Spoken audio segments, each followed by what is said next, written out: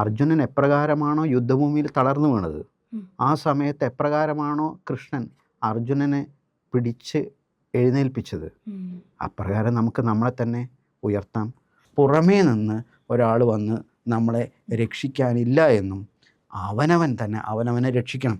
അവനവൻ തന്നെ അവനവനെ രക്ഷിക്കാൻ വേണ്ടി ശ്രമിക്കുമ്പോൾ അവനവൻ്റെ ഉള്ളിൽ തന്നെ ഭഗവാൻ ഉദയം ചെയ്യും. അർജുനനെ നിമിത്തമാക്കിക്കൊണ്ട് ഈ പ്രപഞ്ചത്തിലുള്ള എല്ലാ മനുഷ്യന്മാർക്കും ഉപദേശം കൊടുത്തതാണ് ഭഗവത്ഗീത. അത് സർവ്വ വേദാർത്ഥ സാര സംഗ്രഹവുമാണ്.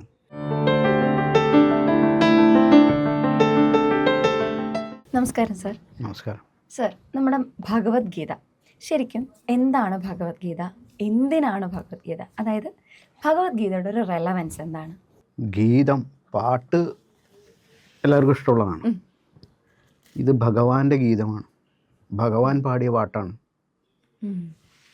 ഭഗവാനെ എല്ലാവർക്കും ഇഷ്ടമാണ്. ആ ഇഷ്ടപ്പെട്ട ആൾ പാടുന്ന ഒരു ഗീതം. അങ്ങനെ ആ വാക്കിനെ നമുക്ക് ലഘുവായിട്ട് പറയാം, പക്ഷെ അത് വളരെ ഗൗരവമായിട്ട് നമ്മളതിനെ സമീപിക്കുമ്പോൾ അർജുനനെ നിമിത്തമാക്കിക്കൊണ്ട് മാനവരാശിക്ക് മുഴുവൻ നൽകിയ ഉപദേശമാണ് ഭഗവത്ഗീത. ആ ഭഗവത്ഗീത ഉപദേശിക്കപ്പെടുന്നത് യുദ്ധഭൂമിയിൽ വെച്ചാണ്. യുദ്ധഭൂമിയിൽ വെച്ച് ഇങ്ങനെയൊരു ഭഗവത്ഗീത പോലെയുള്ള കാര്യത്തെ, 18 അധ്യായമുള്ള ഇത്രയും ശ്ലോകങ്ങൾ ഒരു യുദ്ധഭൂമിയിൽ വെച്ച് പറയാൻ സാധ്യതയുണ്ടോ എന്നുള്ള ചോദ്യങ്ങളൊക്കെ ചോദിക്കുന്ന ആളുകളുണ്ട്. അവർക്കൊക്കെ ഇതിൻ്റെ റെലവൻസിയും ഇതിൻ്റെ ഗൗരവവും മിസ്സാവുകയാണ് ചെയ്യുന്നത്. നമ്മൾ അനാവശ്യമായിട്ടുള്ള കാര്യങ്ങളിലേക്കാണ് അങ്ങനെ പോകുന്നത്. ഭഗവാൻ അർജുനന് യുദ്ധഭൂമിയിൽ വെച്ച് കൊടുത്ത ഉപദേശമാണിത്. അർജുനൻ ആരാണ്? എല്ലാം തികഞ്ഞ യോദ്ധാവാണ്. നമ്മളൊക്കെ എല്ലാം തികഞ്ഞ യോദ്ധാക്കളാണ്. പക്ഷേ പലപ്പോഴും നമുക്ക് ജീവിതത്തിൽ കാലിടറി വീഴും. ആ കാലിടറുമ്പോൾ ഉയർത്താൻ ഒരാളാണ്. നമ്മളപ്പോൾ ആലോചിക്കും, ഇപ്പോൾ നമ്മുടെ വീട്ടിൽ അച്ഛനോ അമ്മയോ ആരെങ്കിലുമൊക്കെ നമ്മൾ ഒരു പ്രതിസന്ധി ഘട്ടത്തിൽ മരിച്ചുപോയ അച്ഛൻ എൻ്റെ കൂടെ ഉണ്ടായിരുന്നെങ്കിൽ എന്ന് നമ്മൾ ഓർക്കും പലപ്പോഴും. അങ്ങനെ വരുമ്പോൾ നമുക്ക് ഇനി നമുക്ക് അവരെ കിട്ടില്ല. കാര്യം മരണം സംഭവിച്ചാണെങ്കിൽ അതിന് പകരം നമുക്ക് ഈ ഭഗവത്ഗീതയെ ആശ്രയിക്കാം. അർജുനൻ എപ്രകാരമാണോ യുദ്ധഭൂമിയിൽ തളർന്നു വീണത്, ആ സമയത്ത് എപ്രകാരമാണോ കൃഷ്ണൻ അർജുനനെ പിടിച്ച് എഴുന്നേൽപ്പിച്ചത്, അപ്രകാരം നമുക്ക് നമ്മളെ തന്നെ ഉയർത്താം. ഉദ്ധരേത് ആത്മനാത്മാനം ന ആത്മാനം അവസാദയേത് ആത്മൈവ ഹ്യാത്മനോ ബന്ധു ആത്മൈവ രിപുരാത്മനഃ.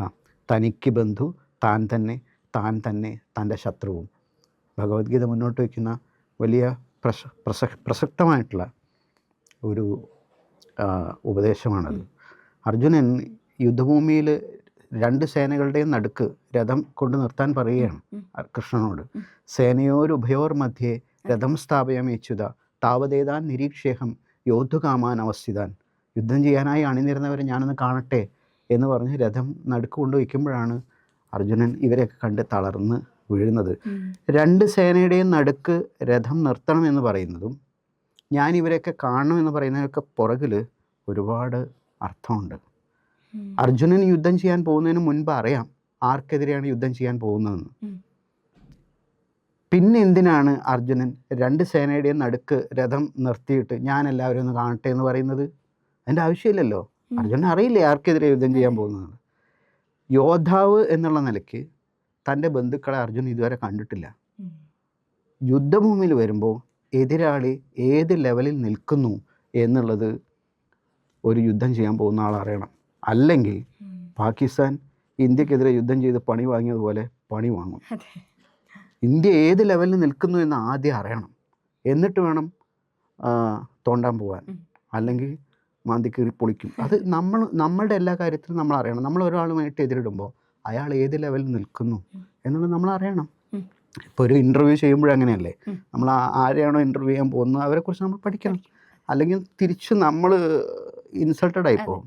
അപ്പം അത് വരാതിരിക്കാൻ ഇപ്പോൾ ഈ ഭഗവത്ഗീതയുടെ റെലവൻസ് എന്നുള്ളത് ഇത്തരം കാര്യങ്ങൾ നമ്മളെപ്പോഴാണോ തളർന്നു പോകുന്നത് അവിടെ നിന്ന് അവനവനെ തന്നെ ഉയർത്താൻ ഭഗവത്ഗീതയിലെ ഓരോ ശ്ലോകങ്ങൾക്കും കഴിവുണ്ട്. അപ്പോൾ ഭഗവത്ഗീത പഠിക്കുന്നത് വഴി ആത്മഹത്യയിൽ നിന്നും ഒളിച്ചോട്ടത്തിൽ നിന്നൊക്കെ നമുക്ക് നമ്മളെ തന്നെ രക്ഷപ്പെടുത്താൻ പറ്റും. ഭഗവത്ഗീത മുന്നോട്ട് വയ്ക്കുന്ന മറ്റൊരു കാര്യം മാ ശുച എന്നാണ്. ദുഃഖിക്കരുത്. ദുഃഖത്തിൽ നിന്നും നമുക്ക് എപ്പോഴും ഒരു മോചനം ഭഗവത്ഗീതയിലൂടെ സാധ്യമാണ്. ഇപ്പോൾ ഭഗവത്ഗീത എന്താണെന്നുള്ള ഒരു ഐഡിയ നമുക്ക് കിട്ടി. ഇത് ശരിക്കും സാധാരണക്കാർക്ക് എങ്ങനെയാണ് ഇത് റെലവൻ്റ് ആവുന്നത്? നല്ലൊരു ചോദ്യമാണ്. ഇത് സാധാരണക്കാർക്ക് വേണ്ടിയിട്ടുള്ളതാണ്. നമ്മളൊക്കെ സാധാരണക്കാരാണ്. അർജുനനും സാധാരണക്കാരനായിരുന്നു. സാധാരണക്കാരന് എങ്ങനെയാണ്, സാധാരണക്കാരനായ അർജുനന് എങ്ങനെയാണ് ഭഗവത്ഗീത ബെനിഫിറ്റഡ് ആയത്? അതുപോലെ നമുക്കും ബെനിഫിറ്റഡ് ആണ്. അതായത് ഭഗവത്ഗീത എന്ന് പറയുന്നത് തളർന്ന ഒരാളെ ഉയർത്തിക്കൊണ്ടുവരുന്നതാണ്. അവനവൻ്റെ കഴിവിനെക്കുറിച്ച് ബോധമില്ലാതെ തളർന്നു പോയ ഒരാളെ ഉയർത്തിക്കൊണ്ടുവരുന്ന ഒരു പുസ്തകമാണ്, ഒരു ഗ്രന്ഥമാണ്, ഒരു മഹത്തായ കൃതിയാണ്. ഭഗവാന്റെ ഉപദേശങ്ങളാണ് ഭഗവത്ഗീത. ഭഗവാൻ നേരിട്ട് പറഞ്ഞതാണ്. അർജുനനെ നിമിത്തമാക്കിക്കൊണ്ട് ഈ പ്രപഞ്ചത്തിലുള്ള എല്ലാ മനുഷ്യന്മാർക്കും ഉപദേശം കൊടുത്തതാണ് ഭഗവത്ഗീത. അത് സർവ്വ വേദാർത്ഥ സാര സംഗ്രഹവുമാണ്. അപ്പം അതുകൊണ്ട് അർജുനൻ തളർന്നു. നമ്മളും പലപ്പോഴും ജീവിതത്തിൽ തളരും. എത്ര കഴിവുള്ള ആളാണെങ്കിലും, എത്ര പ്രശസ്തനായ, എത്ര കഴിവുള്ള, എത്ര കോടീശ്വരനായ റോയ് ആണെങ്കിലും ഒരു നിമിഷം തളരും. ആ തളരുന്ന ആ നിമിഷം അവിടെയാണ് ഭഗവത്ഗീത ഉദയം ചെയ്യേണ്ടത്. സേനയോരുഭയോർ മധ്യേ രഥം സ്ഥാപയം യച്യുത എന്ന് പറഞ്ഞ് രണ്ട് സേനയുടെയും നടുക്ക് രഥം കൊണ്ട് നിർത്തിയതിന് ശേഷം അർജുനൻ ഈ അണിനിരന്ന ആളുകളെ നോക്കിയിട്ട് സീതന്തി മമ ഗാത്രാണി മുഖം ച പരിശുഷ്യതി വേപതുശ്ച ശരീരമേ രോമഹർഷശ്ച ജായതേ ഗാണ്ഡീവം ശ്രംസ്യതേ ഹസ്താൻ ത്വക്ചൈവ പരിദഹ്യതേ നജ ശക്നോമ്യവസ്ഥാതും ഭ്രമതീവ ചമേ മനഃ. ഗാണ്ഡീവം, ഒരു യോദ്ധാവിൻ്റെ ഏറ്റവും പ്രധാനപ്പെട്ട ആയുധമാണ് ഗാണ്ഡീവം. അത് താഴെ വീഴുക എന്ന് പറഞ്ഞാൽ ആ യോദ്ധാവ് പരാജയപ്പെടുകയാണ്. പക്ഷേ ആ നിമിഷം മുതലാണ് ഭഗവത്ഗീത ആരംഭിക്കുന്നത്. കുതസ്ത്വാ കശ്മലമിതം വിഷമേ സമുപസ്ഥിതം അനാര്യജുഷ്ടം അസ്വർഗ്യം അകീർത്തികരം അർജുന എന്ന് പറഞ്ഞാൽ അർജുനെ ചീത്ത വിളിക്കുകയാണ് കൃഷ്ണൻ ചെയ്യുന്നത്. എവിടുന്നാണ് നിനക്ക് ഈ മൗഢ്യം വന്നത്? എങ്ങനെയാണ് നീ ഇങ്ങനെ തളർന്നു പോകുന്നത്? എഴുന്നേൽക്ക്. ഇവിടെ നമ്മൾ ശ്രദ്ധിക്കേണ്ട ഒരു വലിയൊരു കാര്യമുണ്ട്. ഭഗവാൻ കൃഷ്ണനാണ് അർജുനൻ്റെ കൂട്ടുകാരനായിട്ടുള്ളത്. ഭഗവാനാണ് കൂട്ടുകാരൻ. ഭഗവാന്റെ കയ്യിൽ സുദർശന ചക്രമുണ്ട്. ഭഗവാനാണ് യുദ്ധഭൂമിയിൽ അർജുനൻ്റെ കൂടെ നിൽക്കുന്നത്.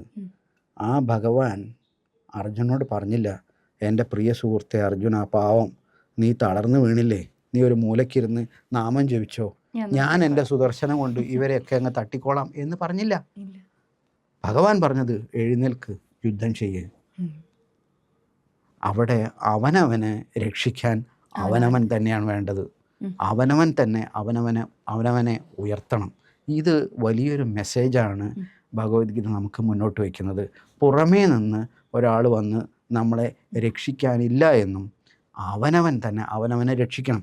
അവനവൻ തന്നെ അവനവനെ രക്ഷിക്കാൻ വേണ്ടി ശ്രമിക്കുമ്പോൾ അവനവൻ്റെ ഉള്ളിൽ തന്നെ ഭഗവാൻ ഉദയം ചെയ്യും. യഥാ യഥാ ഹി ധർമ്മസ്യ ഗ്ലാനിർഭവതി ഭാരത അഭ്യുത്ഥാനം അധർമ്മസ്യ തദാത്മാനം സൃജാമ്യഹം.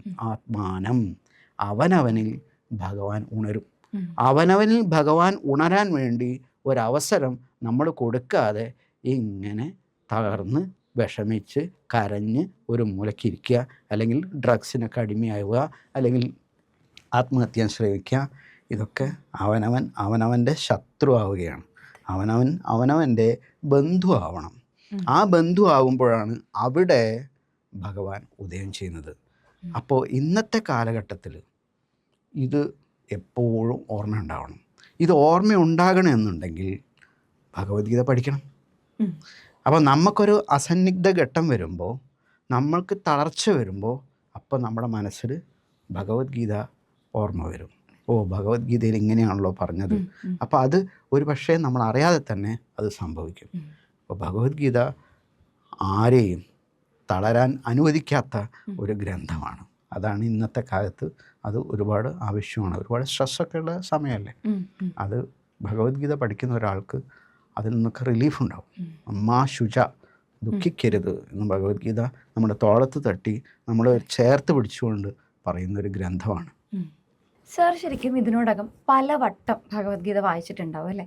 ഈ ഓരോ തവണ വായിക്കുമ്പോൾ പുതിയതായിട്ട് എന്താണൊരു കോൺട്രിബ്യൂഷൻ ഭഗവത്ഗീത സാറിന് തരുന്നത്? അത് പറയുമ്പോൾ ചെറുപ്പത്തിൽ തന്നെ ഭഗവത്ഗീതയോട് എനിക്കൊരു ആഭിമുഖ്യം തുടങ്ങിയത് അച്ഛൻ സംസ്കൃത ജ്യോതിഷ പണ്ഡിറ്റായിരുന്നു, പഴയ പണ്ഡിതനായിരുന്നു. മദ്രാസ് കോളേജിൽ നിന്ന്, സംസ്കൃത കോളേജിൽ നിന്ന് പഠിച്ച പാസ്സായ ആളാണ്. ശിരോമണി, പഴയ ശിരോമണി. അപ്പോൾ എന്താണെന്ന് വെച്ചാൽ നമ്മൾ ഈ ചെറുപ്പം മുതലേ ഈ ഭഗവത്ഗീതയിലെ ശ്ലോകങ്ങൾ കേൾക്കുന്നുണ്ട്. അത് അച്ഛൻ്റെ ഒരു തന്ത്രമായിരുന്നു. അച്ഛൻ്റെ ഒരു തന്ത്രമായിരുന്നു. അത് പലർക്കും മാതൃകയാക്കാൻ പറ്റിയ, നമുക്കൊക്കെ മാതൃകയാക്കാൻ പറ്റിയ ഒരു തന്ത്രമാണത്. അതെങ്ങനെയാണെന്ന് വെച്ചാൽ സാധാരണ കാര്യങ്ങൾ പറയും, പല കാര്യങ്ങളും അന്ന് പേപ്പർ വായിച്ചിട്ട് അതിലുള്ള കാര്യങ്ങൾ പലതും പറയും. അന്നത്തെ ന്യൂസ് അല്ലെങ്കിൽ ബന്ധുക്കളുടെ പല കാര്യങ്ങളും പറയും. പക്ഷേ ഈ പറഞ്ഞ കാര്യങ്ങളൊക്കെ ഇങ്ങനെ പറഞ്ഞ് ഭഗവത്ഗീതയിലേക്ക് എത്തിക്കും അച്ഛൻ. നല്ലൊരു അധ്യാപകനായിരുന്നു. അപ്പോൾ നമ്മൾ ഭക്ഷണം കഴിക്കാനിരിക്കുമ്പോൾ, അല്ലെങ്കിൽ വൈകിട്ട് ചായ കുടിക്കാനൊക്കെ ഇരിക്കുമ്പോൾ, അല്ലെങ്കിൽ കാഷ്വൽ സംസാരത്തിൻ്റെ ഇടയ്ക്കൊക്കെ ഭഗവത്ഗീതയാണ് അച്ഛൻ്റെ വായിൽ എപ്പോഴും വന്നിരുന്നത്.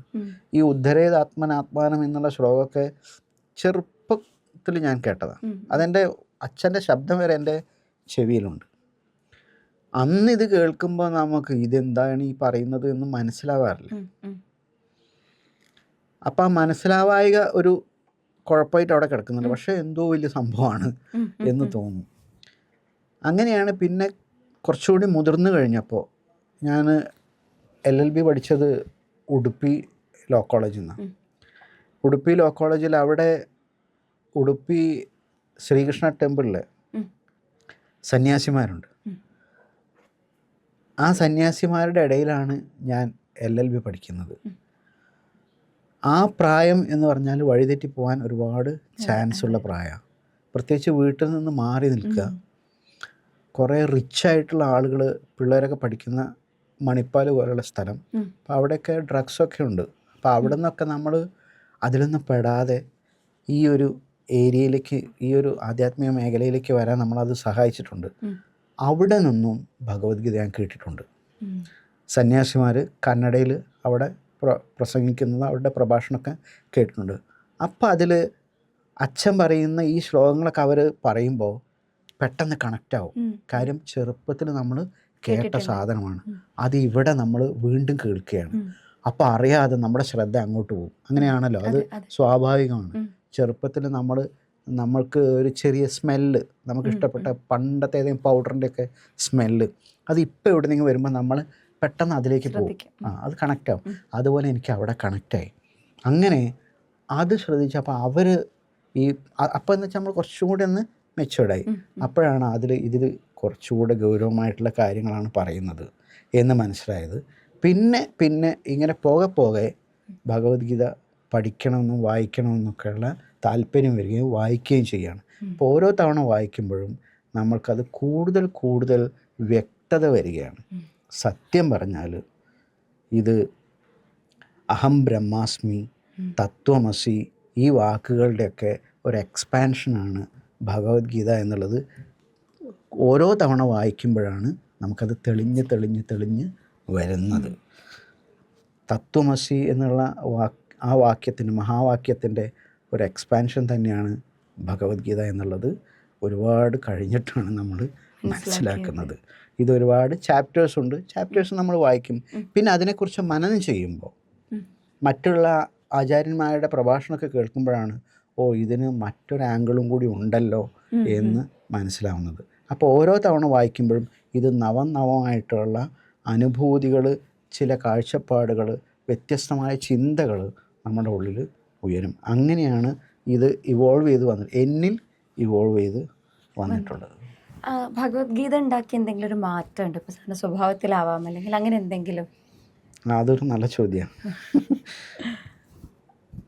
മാറ്റം ഉണ്ടായിട്ടുണ്ട്. ഒരുപാട് ഈ ഭഗവത്ഗീതയൊക്കെ പഠിക്കുന്നതിന് മുമ്പ്, അല്ലെങ്കിൽ പഠിച്ചുകൊണ്ടിരിക്കുന്ന സമയത്ത് തന്നെ നമുക്ക് പല കാര്യങ്ങളും വിഷമം വരും. ഈ വിഷമത്തിൽ നിന്നാണ് ദേഷ്യം വരുന്നത്, അതെ. അല്ലേ? ധ്യായതോ വിഷയാൻ പുംസ സംഗസ്തേഷു ഉപജായതേ സംഗാത് സംജായതേ കാമ കാമാത് ക്രോധോഭിജായതേ ക്രോധാത് ഭവതി സമ്മോഹ സമ്മോഹാത് സ്മൃതിവിഭ്രമഃ സ്മൃതിഭ്രംശാത് ബുദ്ധിനാശഃ ബുദ്ധിനാശാത് പ്രണശ്യതി. അതിൻ്റെ ഓർഡർ എങ്ങനെയാണ്? അപ്പോൾ നമുക്ക് ചില കാര്യങ്ങൾ നമ്മൾ വളരെ താല്പര്യത്തോടെ ആഗ്രഹത്തോടെ ഇതിന് ഇന്ന റിസൾട്ട് വരണം എന്നുള്ള ആഗ്രഹത്തോടെ നമ്മൾ ചെയ്യുകയും ആ റിസൾട്ട് വരാതിരിക്കുകയും ചെയ്യുമ്പോൾ നമുക്കൊരു നിരാശ വരും. അത് അതിനോടുള്ള സംഘം കൊണ്ടാണ്. ഈ നിരാശ എന്ന് പറയുന്ന സാധനമാണ് ഇല്ലാതായത് പിന്നീട് അത് ആ നിരാശ ഇല്ലാതാവാൻ ഒരുപാട് സമയമെടുത്തിട്ടുണ്ട്, ഒരുപാട് കാലം എടുത്തിട്ടുണ്ട്. ഭഗവത്ഗീത പഠിച്ചതിന് ശേഷവും സമയമെടുത്തിട്ടുണ്ട്. പിന്നെ നമ്മൾ റിയലൈസ് ചെയ്യണം. അവിടെ ഭഗവത്ഗീതയുമായിട്ട് അത് ബ്ലെൻഡ് ചെയ്യുമ്പോഴാണ് നമ്മൾ ആ നിരാശയിൽ നിന്നും നമ്മൾ മുക്തമാവുന്നത്. അതാണ് ഭഗവത്ഗീതയിൽ പറയുന്നത്. നമുക്ക് കർമ്മം ചെയ്യാനുള്ള റൈറ്റേ ഉള്ളൂ, അതിൻ്റെ ഫലത്തിൽ നമുക്ക് യാതൊരു റൈറ്റുമില്ല.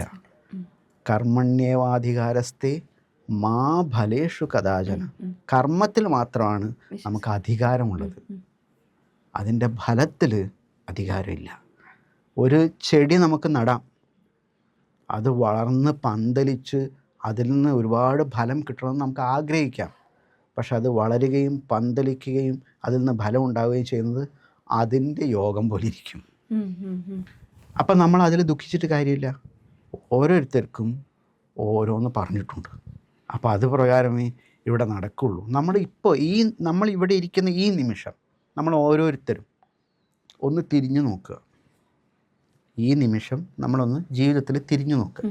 അപ്പോൾ തിരിഞ്ഞു നോക്കുമ്പോൾ നമുക്ക് മനസ്സിലാവും ഇത്രയും കാലത്തെ നമ്മുടെ ജീവിതം ആരോ എഴുതിയ കൃത്യമായ തിരക്കഥയുടെ ഭാഗമായിരുന്നു എന്നുള്ളത്.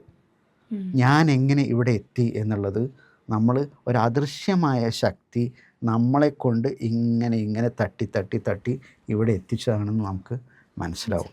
നമ്മളുടെ കാര്യത്തിൽ ഒരിക്കലും നമുക്ക് ഒരു നിയന്ത്രണവും ഇല്ല. നമ്മളെക്കുറിച്ചൊന്ന് അനലൈസ് ചെയ്യുമ്പോൾ ആണായിട്ടാണോ പെണ്ണായിട്ടാണോ ജനിക്കേണ്ടത്, ഏത് അച്ഛൻ്റെ അമ്മയുടെയും മകനായിട്ടാണോ മകളായിട്ടാണോ ജനിക്കേണ്ടത്, എവിടെ ജനിക്കണം, എങ്ങനെ ജനിക്കണം, നമ്മുടെ ഭംഗി, നമ്മുടെ ശരീര സൗന്ദര്യം, ഇതൊന്നും നമ്മുടെ കയ്യിലുള്ള കാര്യമല്ല. പിന്നെ എങ്ങനെയാണ് നമ്മളൊരു കാര്യത്തെ ഇന്ന കാര്യം ചെയ്താൽ ഇന്ന റിസൾട്ട് വേണം എന്ന് നമുക്ക് ശഠിക്കാൻ കഴിയുക? നമ്മുടെ നിയന്ത്രണത്തിലല്ല. നമ്മുടെ നിയന്ത്രണത്തിലല്ലാത്തതാണ് 99% കാര്യങ്ങളും. നമ്മുടെ പേര് പോലും നമ്മുടെ നിയന്ത്രണത്തിലല്ല. പിന്നെ എങ്ങനെയാണ്? അപ്പോൾ അത് റിയലൈസ് ചെയ്തു, ഞാൻ സ്വയം റിയലൈസ് ചെയ്തു എന്നുള്ളതാണ് എന്നെ സംബന്ധിച്ചിടത്തോളം ഭഗവത്ഗീത പഠിച്ചത് വഴി ഉണ്ടായിട്ടുള്ളൊരു ഗുണം.